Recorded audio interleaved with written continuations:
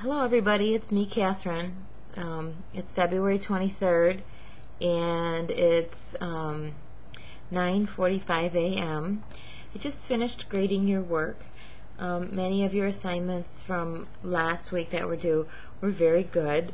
I was looking for particular situations for you to describe the audience benefit, examples of how that might work, and the majority of you did that. A few of you I had redo, and it seems like you really seem to get it, that you understood that what you say to your audience or what you write to your audience has to benefit them in some way. You can't just, otherwise you're kind of like boring, like why read it? Or, you know, like I use the example of video podcasting to you guys. I mean, I could just write all this, but I won't.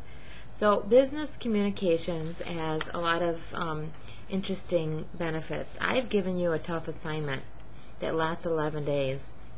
You've each been assigned a group, and in each group you've had to find each member. Now, one thing that will not work in your favor is if, let's say, you're in group B, and let's call it group H, because there is no group H. But if you're in group H and you are a group member and you've been assigned a group, and you go to the bulletin board and you say, "Hi, I'm in group H," and that's all you do, good luck. You have to actually take the time to respond to emails. You have to find out who your other group members are. Don't make them do your work. Take initiative. I've had some people instant message me, which is, I love instant messaging through Yahoo's Instant Messenger, asking me questions. Can I do the assignment alone, etc.? The answer is no.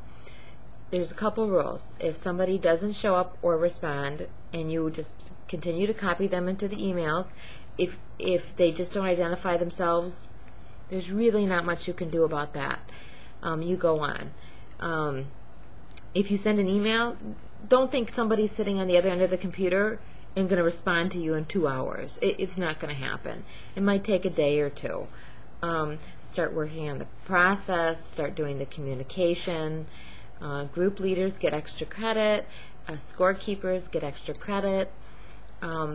Also, you can make a contribution to the group. And the group can say, you know what, that's a good idea, but we're not going to put that in the paper. That doesn't mean that it's not a worthwhile contribution or that your scorekeeper shouldn't give you a point for that. So good and bad ideas, and ideas that are good but just not used, they count as your scorekeeper score.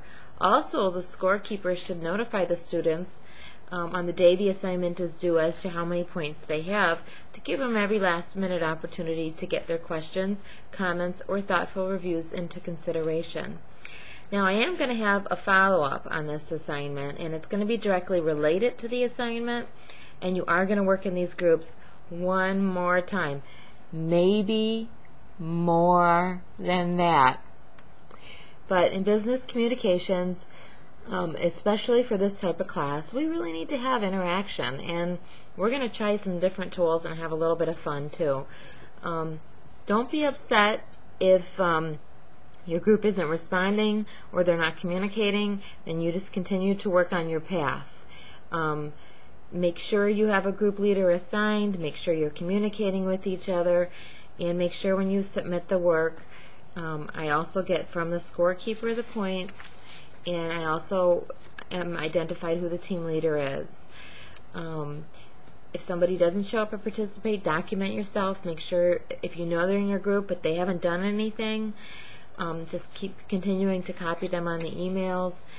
You're covering yourself so that you can verify with the instructor that the participant did not participate. So I'm going to have a follow-up assignment in a few days. I'm going to create the vodcast today. You know, by all means, if you have any instant messenger, I have Yahoo. My screen name is Stukel, S-T-U-K-E-L. And you can always chat with me that way. I really enjoy that. I think it's fun. Sometimes I turn on my web camera so you can actually see that I don't live in my office at school. I work from home.